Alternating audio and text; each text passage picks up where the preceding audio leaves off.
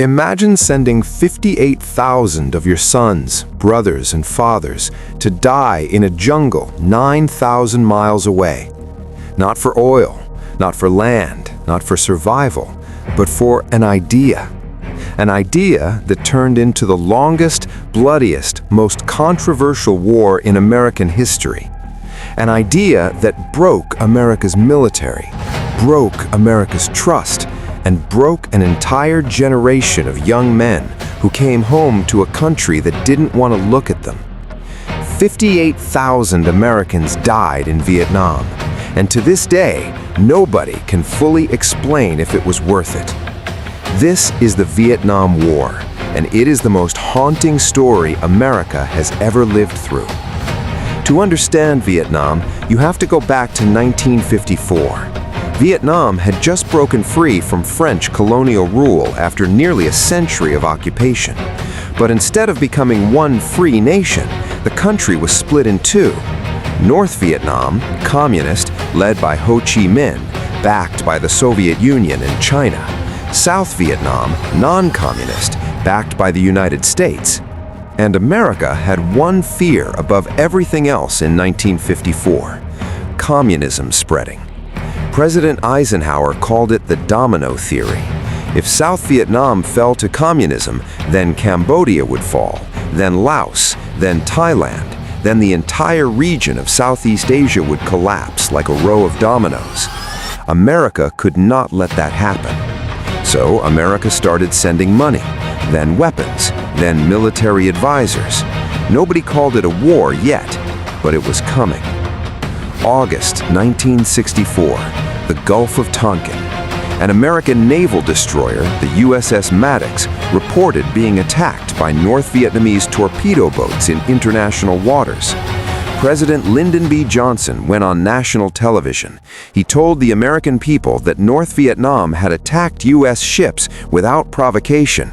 He asked Congress for permission to use military force. Congress gave it to him almost unanimously. The Gulf of Tonkin resolution passed 416-0 in the House. America was now officially in the Vietnam War. There was just one problem. Decades later, it was revealed that the second attack, the one that pushed Congress over the edge, almost certainly never happened. The USS Maddox crew had fired at radar shadows in the dark. There were no North Vietnamese boats. America had entered its longest war based on an attack that may not have been real. By 1965, American combat troops were pouring into Vietnam by the hundreds of thousands, and what they found there was unlike any war America had ever fought before.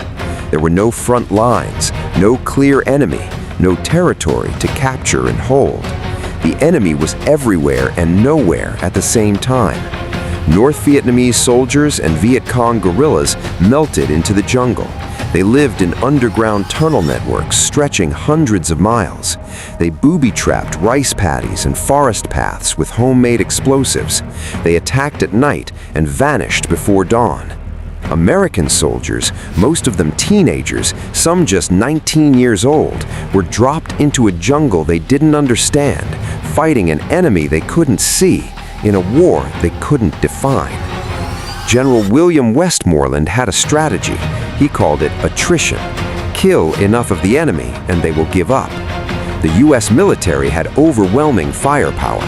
Jets, helicopters, napalm, Agent Orange chemical defoliant that stripped entire forests bare. Body counts became the measure of success.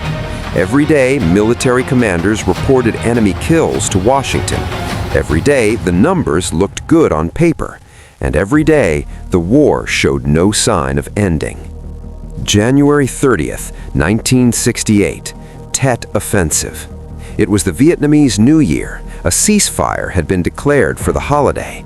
Then, at 3 o'clock in the morning, simultaneously, North Vietnamese and Viet Cong forces launched coordinated attacks on more than 100 cities and towns across South Vietnam. They attacked the U.S. Embassy in Saigon. They attacked military bases. They attacked the presidential palace. American and South Vietnamese forces eventually pushed them back. Militarily, the Tet Offensive was a defeat for North Vietnam. They suffered enormous casualties, but that is not what the American people saw. What they saw on their television screens was chaos, burning buildings, dead American soldiers, a U.S. embassy under attack. For years, the U.S. government had been telling the American people the war was going well, that they were winning, that the enemy was weakening. Tet proved that was a lie. Walter Cronkite, the most trusted news anchor in America, looked into the camera after Tet and said the war appeared to be a stalemate. When President Johnson heard what Cronkite had said, he reportedly told his staff, "If I have lost Cronkite, I have lost Middle America." 3 weeks later, Johnson announced he would not run for re-election. The war had destroyed a presidency. Back home, America was tearing itself apart. Young men were burning their draft cards in the streets. Hundreds of thousands of protesters marched on Washington. College campuses erupted in demonstrations. Then, on May 4, 1970, at Kent State University in Ohio, National Guard troops opened fire on student protesters. 4 students were killed, 9 were wounded. America was now at war with itself. President Nixon had promised to end the war with honor. His plan was Vietnamization, gradually withdrawing American troops and handing the fighting back to South Vietnamese forces. But secretly, Nixon expanded the war. He ordered secret bombings of Cambodia and Laos, bombings that Congress did not know about, bombings that killed thousands of civilians. The protests grew louder, the trust collapsed further. By 1973, America had had enough. The Paris Peace Accords were signed. American troops came home. But the war in Vietnam did not end. North Vietnam continued fighting. South Vietnamese forces, without American support, began to crumble. City by city, province by province, the North advanced. April 29, 1975, Saigon, the capital of South Vietnam.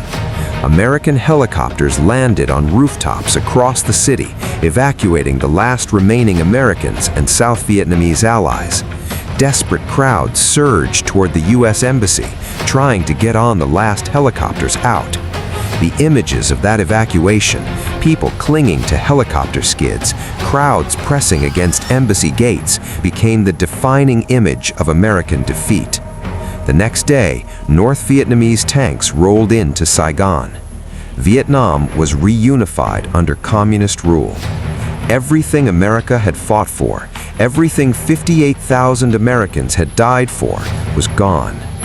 300,000 wounded, an estimated 2 million Vietnamese civilians killed.